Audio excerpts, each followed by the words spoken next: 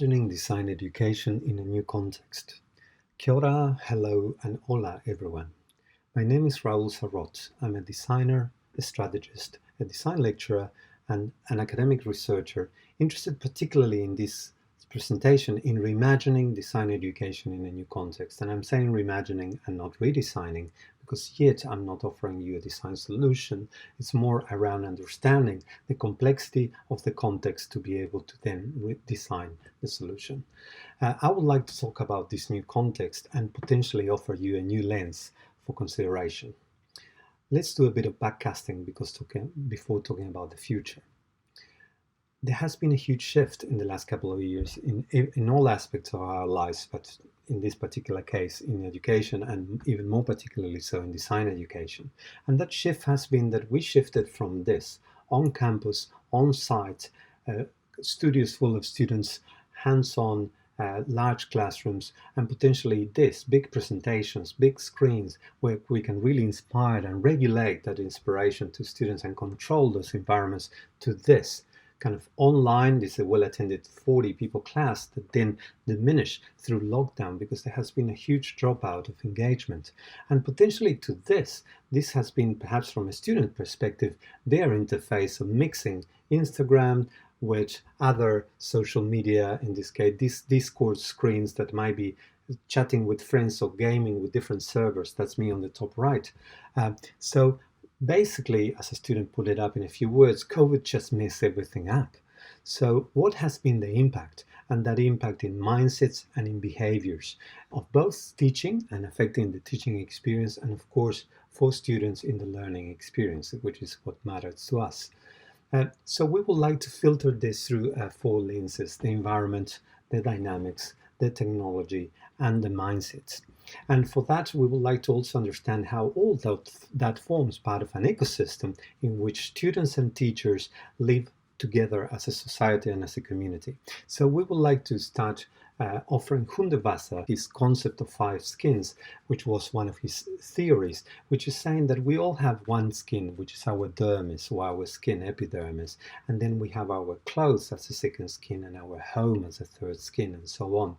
People, nature, family around us, and of course the wider earth. We take also that to filter our research. The research that we've done, it has been fundamentally with design lecturers here in New Zealand and overseas, and with young students, year 1 students entering university. We are particularly interested in design students because we believe those students are the ones that are suffering the most in their design learning, in their design education, in their design journey, because they yet don't know what the design world or the academic world is about.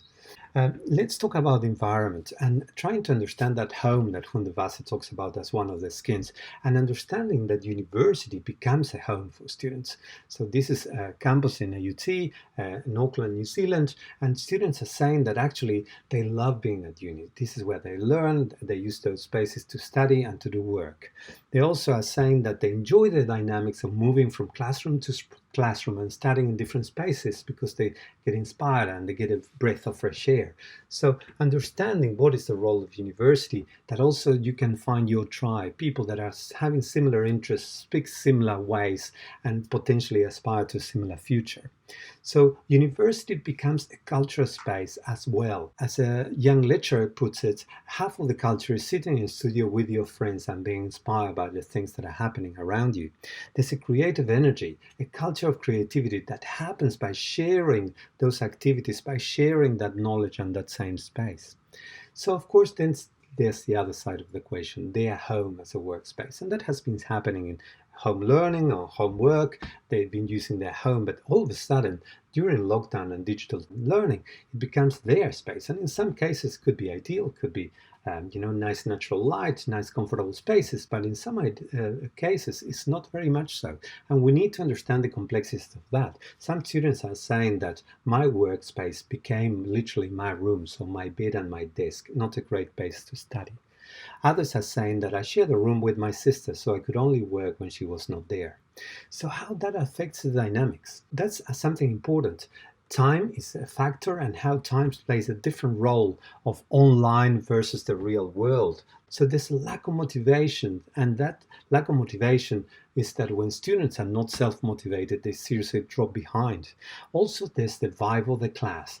It's completely different online than on campus. Students are saying that in class or on studio learning was much, much easier. Of course, the high-performing students were the ones that had higher levels of engagement, that turned their cameras on, turned their microphones on, asked questions, participated. However, the low achieving ones definitely responded better in a studio environment, possibly due to the social energy of sharing with peers and sharing with teachers. It has been hugely disruptive, mostly for year one students, who some of them started guns blazing, but they seriously dropped engagement after lockdown. Lecturer is saying that he's surprised when students put up their hands online. He's not surprised when that happens in the studio. Questions are normal, but online really is. There's a strong sense of isolation both ways. So speaking to a room where you cannot see student faces or hear their voices can be really demoralizing.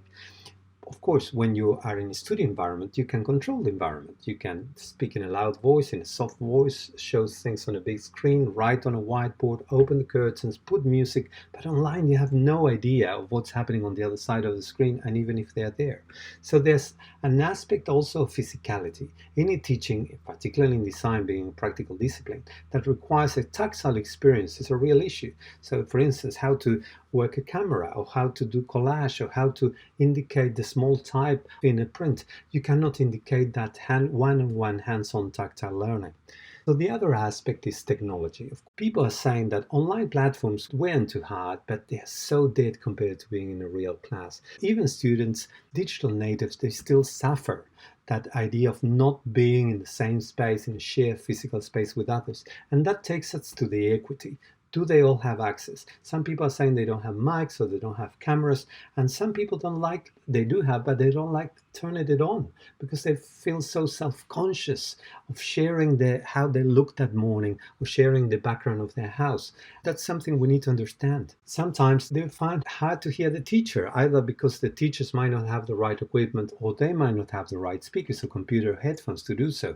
Only in a very few instances it was a good experience, I was saying. That inspiration, it's really hard to transfer that experience from a live, big, spacious studio to a small tile on a 4x3 or 16:9 screen. How can we compare online excitement when actually we are competing with the dynamics of social media or gaming streams that might be happening at the same time in students' computer? So let's talk about the mindset.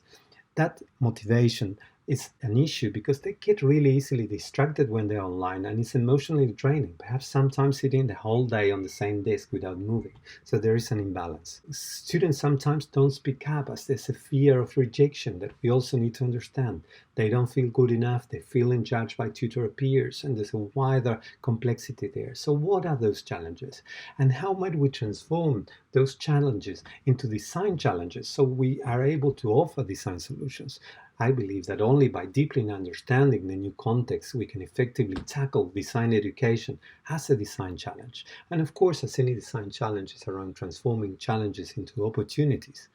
We know that there's disruptive social dynamics, and we know that there are hybrid environments happening, and we know that there's a huge aspect of student and staff well-being and how that affects the learning journey. So let's put this into how might we statements. How might we adapt curriculum without losing the essence? How might we blend the physical and the digital? How might we be inclusive and ensure equity? How might we deliver key content with adaptable fluidity that might require speed and matter combined? How might we lift the moods and maintain that engagement that we see dropping? How might we work even in uncontrolled environments? And how might we inspire being only a little screen between many happening streams at the same time? So for this, we use this neurolinguistic programming framework, which says identify where the challenges are and try to understand that the solutions might sit on a level above. So this can be really helpful when analyzing those challenges and transforming them into opportunities. We have the opportunities not to work with hybridity, but to embrace hybridity, to hack those dynamics, to actually find flow. And that flow could be to find that flow channel and not avoid anxiety and avoid boredom, to be able to work with challenges and skills and find that flow channel. How might we gamify teaching, creating perhaps formal and casual forums for them to participate, offer goal-driven task that could have short and long-term and goals, perhaps providing tangible tokens as rewards, all with the goal of being student-centered, but fundamentally to be design-driven. For that, we offer these three lenses around what are we teaching, how are we teaching it, and where are we teaching it. Of course, we know the what is content, the how is dynamics, and the where is environment. We know that we need to be meaningful and modular in the content. We know that the dynamics really need to be engaging and equitable. And we know that the environments need to be adaptable and hybrid to provide an optimal experience for students and teachers alike. So thank you very much, and please, if you have any comments or feedback, get in touch.